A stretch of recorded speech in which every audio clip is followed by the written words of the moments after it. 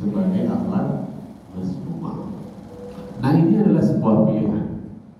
Karena akhlak itu netral, manusia itu netral, ada kemungkinan melakukan hal buruk, ada kemungkinan melakukan hal baik, maka semuanya adalah sebuah pilihan. Nah, tetapi satu hal yang menjadi kunci dari akhlak yang baik agar bisa senantiasa dilaksanakan tanpa intervensi dari orang lain, yakni apa? Yakni istiqomah. Jadi kalau akhlak sekali datang kasih 50.000, oh ini masih masa percobaan.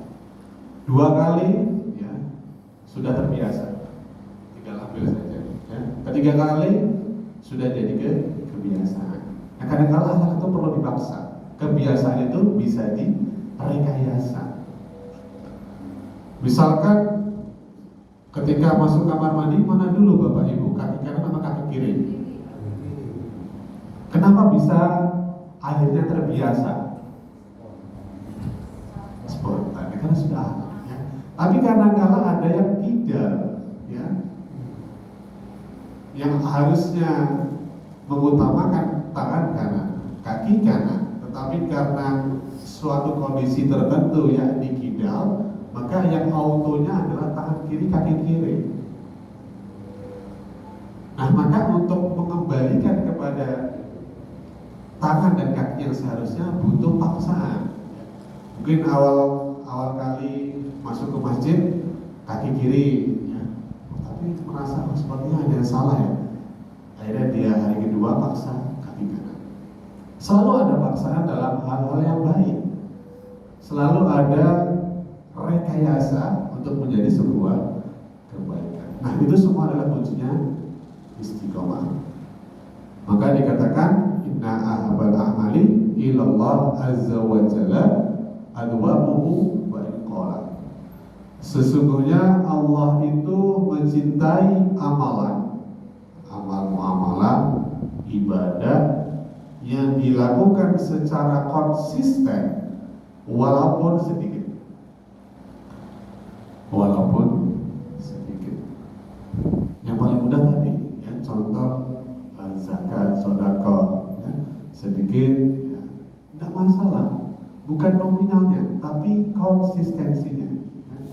Langsung 1 juta, tapi setahun sekali, sama saja. 1 juta bagi 12, bagi 30 hari, sekian.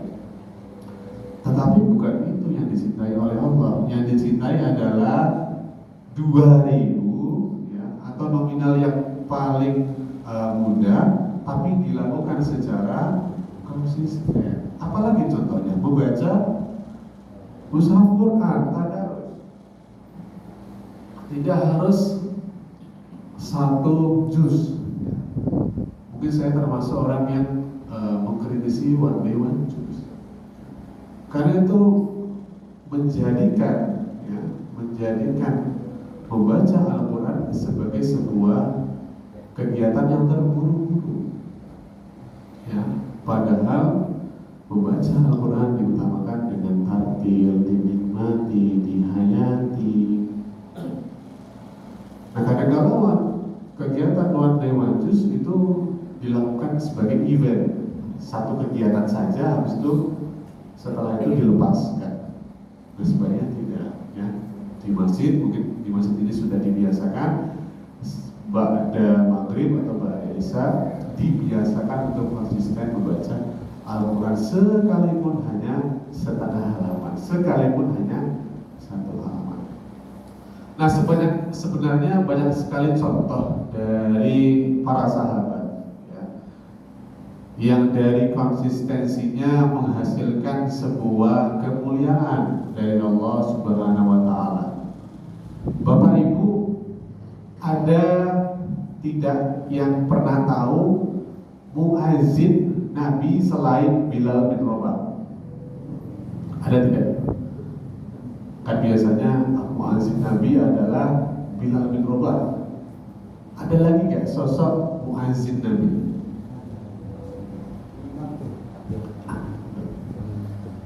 Jadi ada muazzin, ya, Di zaman Nabi selain Bilal bin Rabah, beliau adalah Abdullah bin Umi Maktum. Beliau ini sahabat yang spesial karena beliau tidak bisa melihat, tidak bisa melihat. Nah, suatu waktu ketika diperintahkan untuk sholat jamaah di masjid, beliau mencoba negosiasi kepada Nabi. Ya Nabi, saya ini memiliki kekurangan tidak bisa melihat, sedangkan perjalanan saya itu penuh dengan bebatuan dari rumah menuju masjid. Apakah saya mendapatkan keringanan untuk tidak melakukan sholat jamaah di masjid? Nabi mengatakan, selama dirimu masih bisa berjalan, ya, masih bisa bergerak, maka datangilah sholat jamaah. Nah, karena beliau adalah sahabat yang patuh terhadap Nabi, beliau lakukan itu. Nah, suatu waktu kita bisa bayangkan ya, kalau sekarang kan jalan itu sudah halus, aspal. Kita bayangkan saja, coba ilustrasikan bagaimana kondisi dulu ya, Mekah, Madinah, apakah sudah aspal? Sekarang aja masih padang pasir ya. Tapi bisa bayangkan medan yang harus ditempuh dari rumah ke masjid. Kita bisa bayangkan itu. Nah, Abdullah bin Umi Maktum buta 5 waktu menuju sholat jamaah. Banyak sekali rintangannya. Nah, suatu waktu ketika ingin melaksanakan sholat subuh, Abdullah bin Umi Maktum berjalan seperti biasa. Tetapi karena medan yang terjal, beliau akhirnya terjatuh, ya, tersungkur dan luka bagian tubuhnya. Nah, perasaan Abdullah bin Umi Maktum pas berangkat itu sepi, gak ada orang. Ya, kan kita bisa merasakan hawa ya. Apakah ada orang, apakah ada entitas lain di sekitar kita. Waktu itu beliau merasa tidak ada orang. Tapi ketika jatuh, tiba-tiba ada tangan yang merangkulnya, dibantu.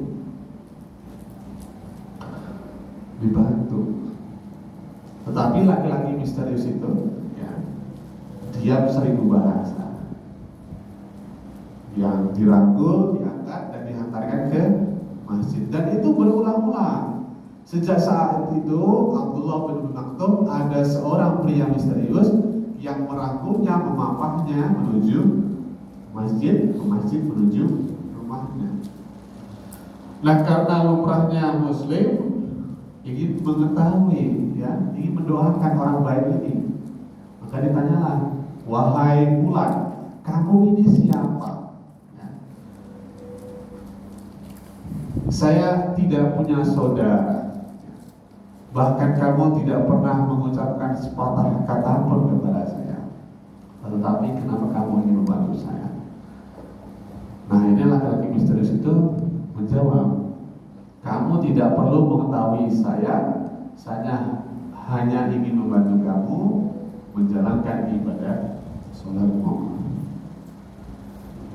Abdullah bin Umi Maktum gak mau, karena dia butuh nama, ingin mendoakan maksudnya, ya. Misalnya saya dibantu oleh Mas Hasrul, ya saya ingin mendoakan secara spesifik, ya Allah semoga Mas Hasrul mudah rezekinya dan lain sebagainya, ingin mendoakan. Tapi pria misterius itu menolak, sampai akhirnya dipaksa, siapa nama kamu? Akhirnya menjawablah, kira-kira siapa? Bapak Ibu?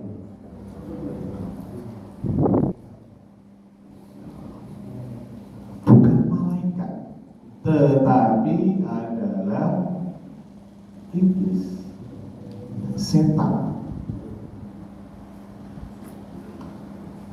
Tambah kaget.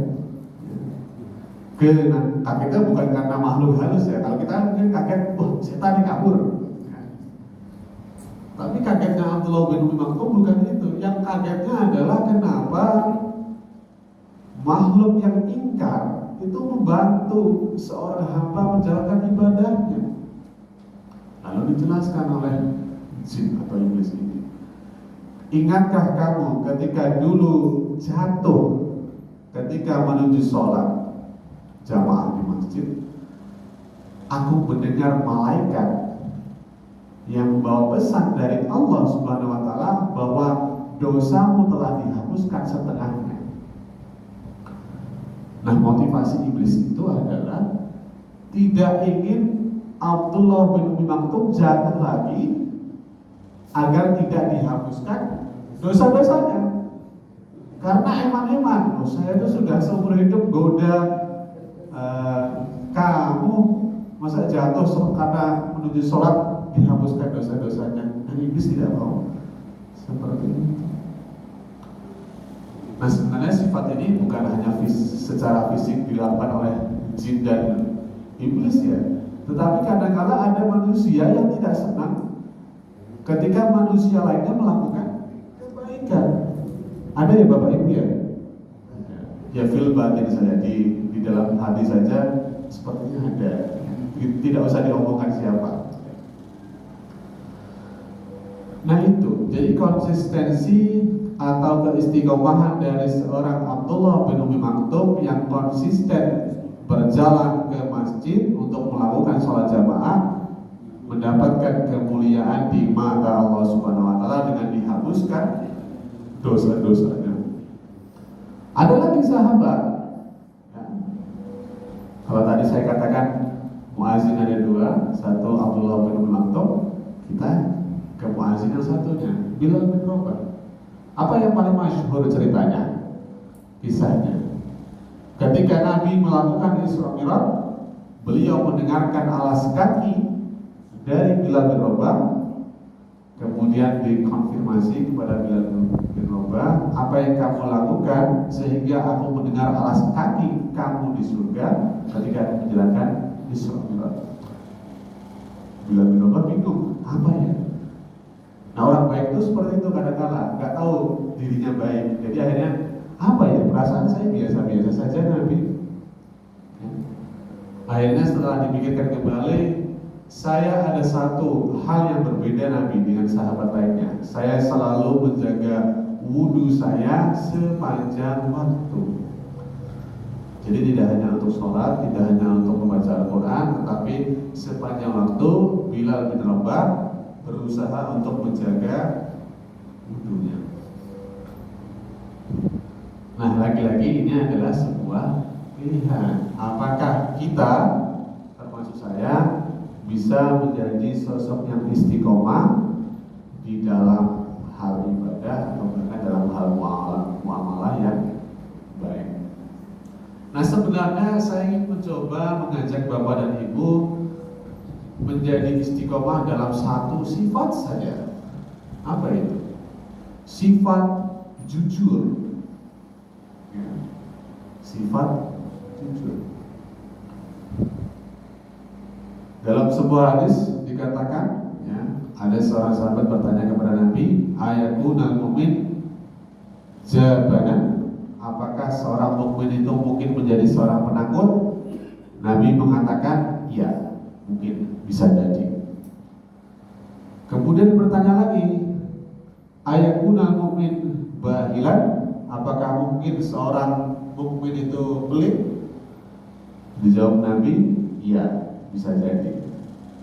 Kemudian bertanya lagi, ayakunal mu'min kadzaban, apakah seorang mukmin itu mungkin menjadi seorang yang pendusta? Nabi mengatakan tidak. Penakut mungkin bisa, pelit mungkin bisa, tapi kalau berdusta, berbohong, itu bukan seorang mukmin. Nah, hadis ini kita bisa pahami bahwasanya antara keimanan dengan sifat dusta itu dua hal yang saling bertolak belakang, seperti minyak dan air. Ya. Mau digabungkan satu wadah pun diguncangkan, ya tetap terpisah. Sama seperti kebohongan sama keimanan. Nah, yang ekstrimnya adalah saya mencoba memahami bahwasanya ketika seorang mukmin muslim itu berbohong, maka pada saat itu dia berubah statusnya menjadi tidak mukmin lagi, entah kafir, musyrik atau lain jadi apa, Bapak dan Ibu? Orang mukmin yang berbohong. Nah, yang paling halus itu menjadi orang yang munafik. Ayatul munafik salasa, idza hadasa kadzaba, idza wa'ada khalafa, wa idza tu'mina khana. Jika berkata dia berdusta, jika dia berjanji ingkar, jika dipercayai dia berkhianat. Ada yang pernah melakukan ini, Bapak Ibu? Mungkin minimal yang pertama kali ya, tanpa sadar atau dengan kesadaran penuh. Nah, maka orang yang mukmin ketika dia berbohong, maka berubahlah saat itu statusnya menjadi orang-orang yang sebenarnya ya, sebagai seorang muslim, sebagai seorang mukmin, tentu teladan yang paling utama dalam akhlaknya, khususnya kejujuran, ini adalah Nabi Muhammad Sallallahu Alaihi Wasallam. Bahkan jauh hari sebelum beliau diberikan wahyu, sebelum beliau diberikan gelar Nabi dan Rasul, beliau sudah mengamalkan apa itu kejujuran. Gelar Al-Hamid itu bukan gelar yang diberikan pasca menjadi Nabi, sejak beliau belia. Mungkin adiknya ini, ya, seumuran beliau atau di atasnya, sedari itu. Karena apa? Karena tindak tanduknya, perkataannya, perbuatannya sudah mencerminkan kejujuran. Beliau adalah seorang pedagang. Ada satu kebiasaan aneh bagi pedagang pada umumnya waktu itu dari Nabi. Apa itu? Ketika konsumen atau pembeli ingin beli, tetapi ternyata faktanya barang itu jelek, beliau katakan kekurangannya. Misalkan pakaian, membeli satu, Nabi boleh, tapi ada lubang, ada noda, lebih baik beli yang ini. Buah misalkan, ingin beli tomat satu, ini sedikit terlalu matang, lebih baik yang ini. Nah, ini kan menyalahi prinsip jual beli, ya. Kalau jual beli itu kan yang penting laris. Bahkan sekalipun yang barangnya jelek, yang penting laris, yang penting kosong. Uang, untung. Tapi Nabi melakukan hal yang menyalahi prinsip, tetapi anehnya beliau lebih berhasil daripada pedagang lainnya. Jadi prinsipnya berbeda dari orang kebanyakan, tetapi hasilnya juga menjadikan diri beliau spesial. Nah, mungkin ini yang bisa ditiru, ya, kejujuran dari apa yang ada di sekitar kita. Apalagi ya mungkin yang bisa dicontohkan? Kalau jualan sudah pasti. Ya mungkin pengajar, pendidik, ya. Ketika murid bertanya, siswa bertanya, Pak, ini bagaimana hukumnya? Ya. Kalau tidak tahu, katakan tidak tahu, jangan sok tahu. Ya. Kalau saya pernah beberapa kali menemukan itu, saya tidak tahu jawabannya secara pasti, maka diplomasi. Ya. Nanti akan saya cari jawabannya. Atau silakan cari jawabannya, itu adalah bukti kalian mahasiswa yang kritis. Tapi tetap jujur, jangan kemudian jawab serampangan, jawab seadanya, yang penting jawab padahal kebenarannya.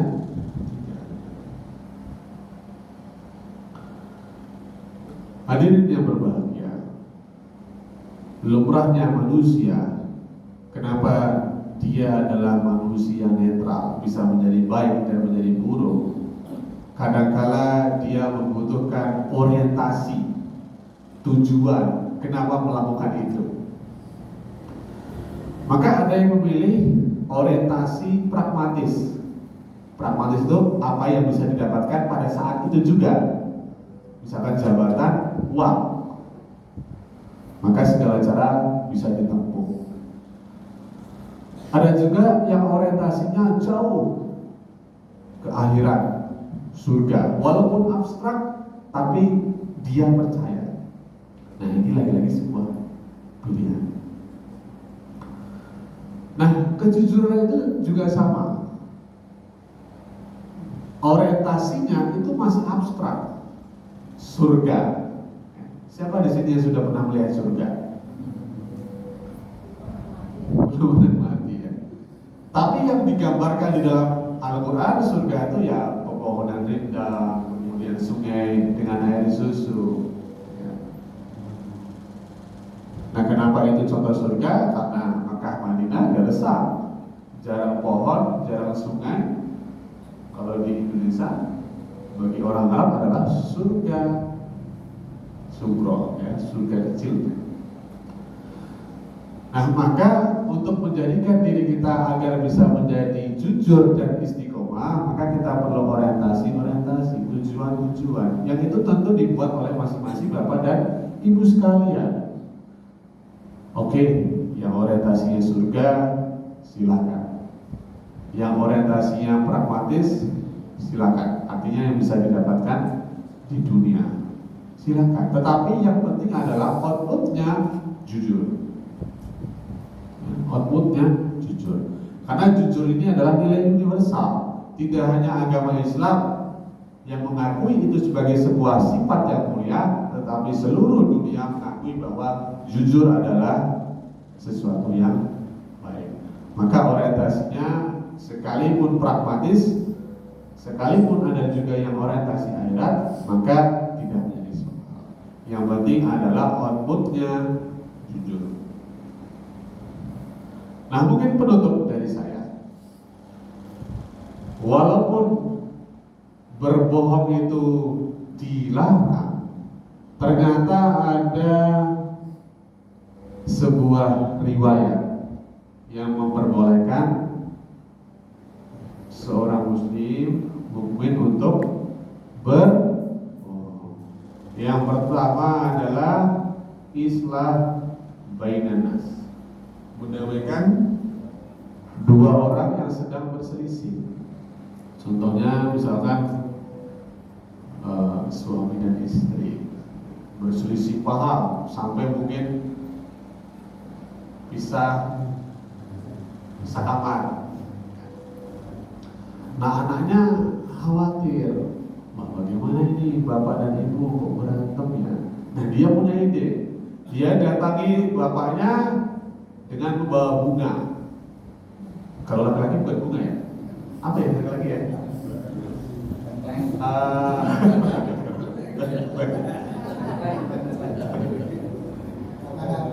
Makanan ya, baik. Dibawa makanan yang paling disukai bapaknya, ya. Wahai bapak, ini pesan dari ibu, makanan kesukaannya bapak dimakan. Ada pesan pak dari ibu, apa itu? I love you. Padahal bohong, ibunya masih marah. Kemudian gantian, dia datangi ibunya membawa bunga. Ibu, ya ini ada bunga dari bapak. Gak mungkin. Ini benar dari bapak. Ada pesan juga. Apa itu? Kulo tresno. Kalau sampai saya langsung makan, jadi agak susah ya. Meleleh ya, mulai lunak hatinya. Akhirnya karena anak itu berbohong, tetapi tujuannya adalah islah bainan nas, maka diperbolehkan karena tujuannya adalah kebaikan. Maka kalau ada jamaah saling berselisih atau tetangga, ya tidak apa-apa, gunakan prinsip itu. Prinsip terpaksa berbohong, yang penting damai dulu lah. Yang kedua adalah dalam kondisi perang. Perang itu jangan jujur. Jujur, hancur. Misalkan kita skenario zaman dulu lah. Ya. Kalau zaman dulu itu kan perangnya head to head, berhadapan-hadapan. Kalau sekarang kan dari negara mana tinggal rudal selesai. Nah dulu berhadapan-hadapan. Nah sebelum berhadapan-hadapan itu biasanya duel satu sama lain. Nah di sana bisa berbohong. Kamu tahu nggak? Misalnya berhadapannya, kamu tahu nggak siapa saya? Tidak, saya adalah jenderal yang memiliki 100.000 tentara. Saya tidak pernah kalah selama hidup saya. Saya punya kekuatan ilmu kebal. Padahal bohong. Tapi dalam perang sah-sah saja. Kalau jujur ajur, saya ini jenderal, punya kolesterol, asam urat. Musuhnya tahu celahnya, asam urat, tendang lututnya. Hipertensi, pukul kepalanya, marah nanti. Maka dalam perang boleh berbohong. Nah yang ketiga, yang terakhir adalah ucapan seorang suami kepada istri atau ucapan istri kepada suami dalam rangka menyenangkan hatinya. Bapak-bapak pernah dimasakin istri? Pernah. Enak semua? Nah ini mungkin ada bohong ya, saya nggak tahu ya. Tapi berbohong itu boleh. Wah ini enak ini, walaupun mungkin saat garamnya over ya, berlebihan, tahu tapi enak. Nggak apa-apa, sekalipun itu bohong boleh.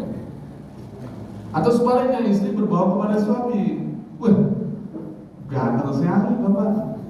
Padahal habis bangun tidur, habis berkebun, bohong, tapi boleh, menyenangkan. Tujuannya adalah untuk menjaga harmonisnya rumah tangga. Karena kalau dalam undang-undang itu pasal 1 ayat 1, nikah itu adalah ikatan antara suami dan istri. Ikatan lahir dan batin antara seorang laki-laki dan seorang perempuan sebagai suami dan istri untuk membentuk keluarga yang bahagia dan kekal. Bahagia ini berarti kan harus dibuat, tidak mungkin pernikahan itu bahagia terus, maka harus ada manipulasi, bahasa saya seperti itu ya. Atau menyenangkan hati lawan jenisnya atau suami dan istrinya dalam rangka mempertahankan rumah tangganya agar kekal. Begitu dari saya, terima kasih. Nun wal qalami wa ma yasturun. Billahi bisabilil haq fastabiqul khairat. Assalamualaikum warahmatullahi wabarakatuh. Baik, Bapak Ibu, kami buka sesi tanya jawab apabila ada yang ingin